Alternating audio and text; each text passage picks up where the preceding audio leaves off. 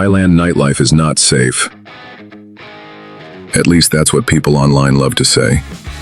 And honestly, if you come here, get blackout drunk on your first night, follow random touts into upstairs bars, start arguing with tuk-tuk drivers at 3 a.m. and vape in front of police checkpoints, yeah, your trip can go sideways pretty fast.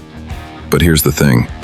Meanwhile, millions of people go out here every night, have a great time, and wake up perfectly fine the next morning.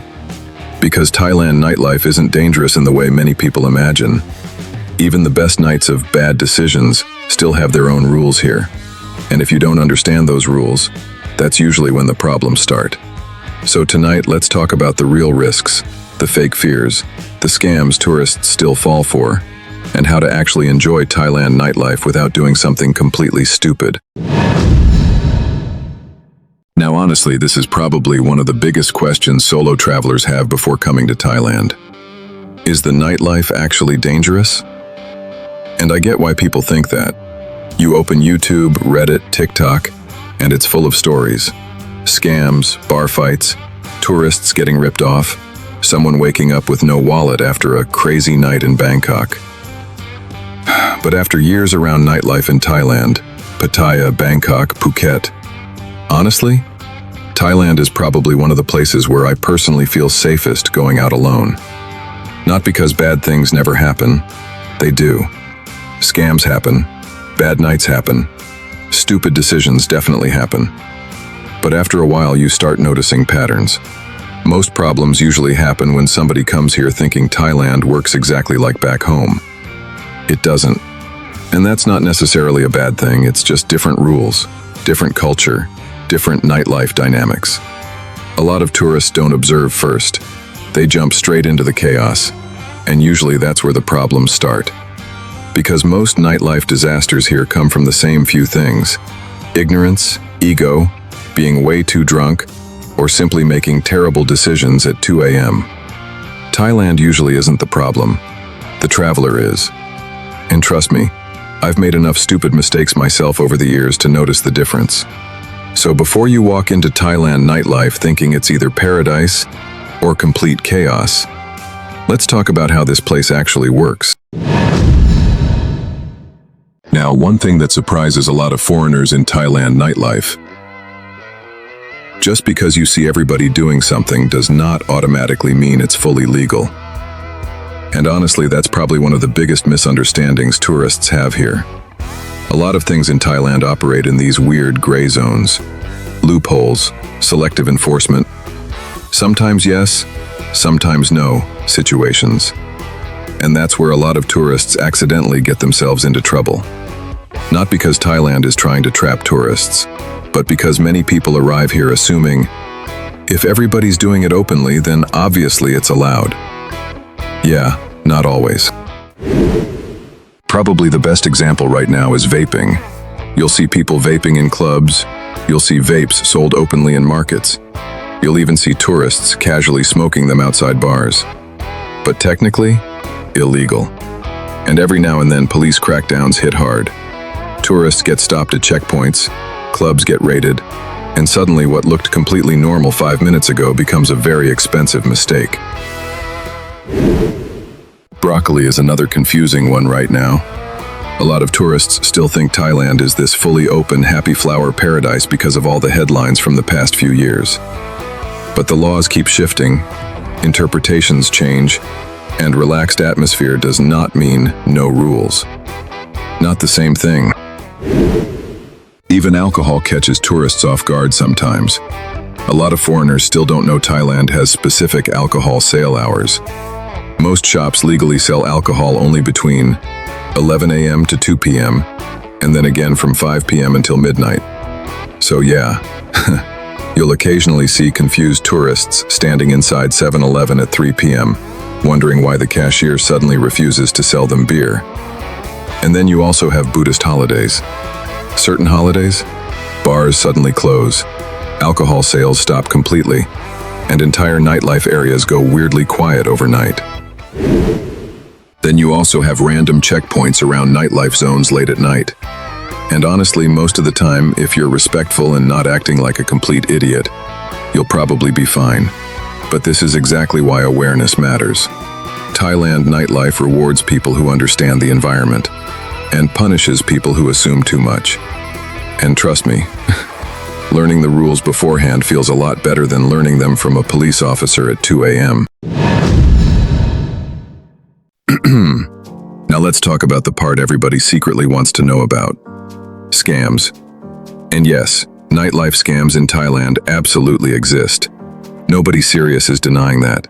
But there's one thing you need to understand from the very beginning. Bars, clubs, nightlife venues, they are not your friends.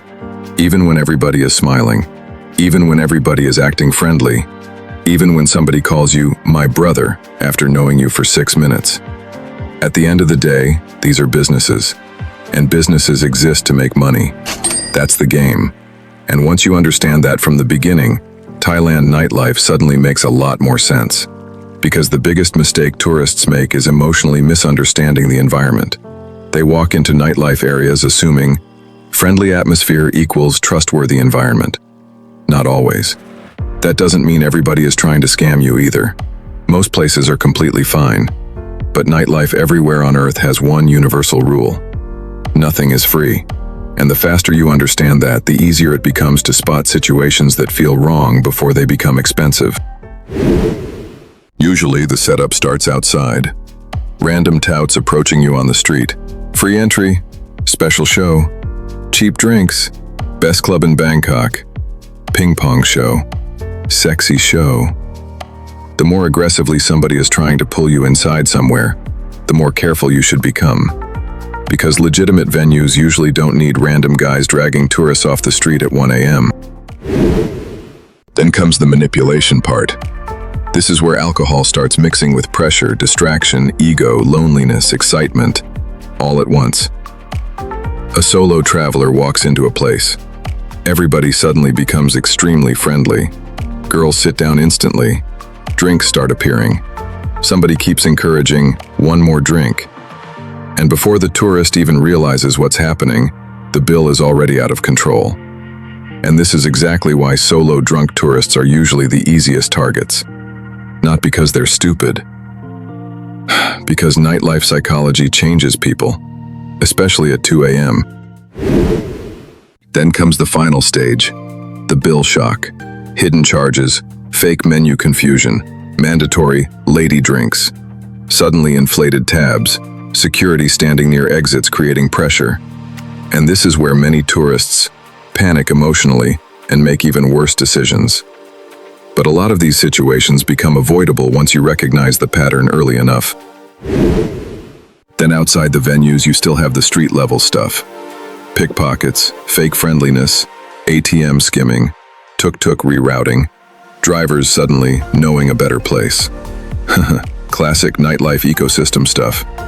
And the important thing is, these scams constantly evolve. Tactics change, areas change, new tricks appear all the time. And that's also one of the reasons I started building the Lazy Nomad community in the first place. Sharing real experiences, updates, and patterns in real time, so people can go out prepared, instead of learning everything the hard way after losing thousands of dollars. Because most nightlife scams in Thailand usually aren't violent, they're psychological. And that's exactly why understanding the different nightlife zones matters so much. Now, another mistake people make is talking about Thailand nightlife like it's one single thing. It's not. Bangkok, Pattaya, Phuket, completely different atmosphere, different crowds, different nightlife psychology, different risks. And understanding that already makes navigating Thailand much easier. Now, personally, Bangkok is still probably my favorite nightlife city overall. Not necessarily because it's the safest, just personal preference. Bangkok nightlife feels much more organized and structured than many people expect. Public transport works, tourist infrastructure is strong, police presence around nightlife areas is very visible, and the city gives you a lot of different nightlife styles depending on what kind of night you actually want. Pattaya is different. Pattaya is basically one giant nightlife ecosystem, compressed into a relatively small area. And that's exactly why so many people love it. Whatever somebody is looking for, clubs, beer bars, social atmosphere, Street food, music, party chaos, more relaxed nightlife. Everything is concentrated together and easy to navigate. And because of that convenience, Pattaya attracts all kinds of people from all over the world. Retirees, digital nomads, tourists, party guys, first-timers, experienced nightlife veterans. Everybody mixes together there. So if you follow nightlife trends closely like we do, Pattaya becomes one of the most interesting places to observe how nightlife culture constantly evolves. Then you have Phuket. And Phuket feels the most tourist-heavy out of all three, especially Bangla Road. You'll notice much more aggressive tourist hustle energy there. And not only nightlife scams either. Phuket is also famous for day activity tourist scams. Jet skis, taxi pricing, tour packages, tourist commissions, inflated pricing systems. Basically a lot of businesses competing aggressively for tourist money at the same time. And because Phuket attracts huge international crowds year-round, people sometimes lower their awareness too quickly, assuming tourist island equals relaxed environment. Not always. At the end of the day, all three places can be amazing. You just need to understand the environment you're stepping into. And that's also why I made separate deep dive videos about Bangkok, Pattaya, Phuket, and the major nightlife zones individually, because each city works completely differently once you spend enough time there.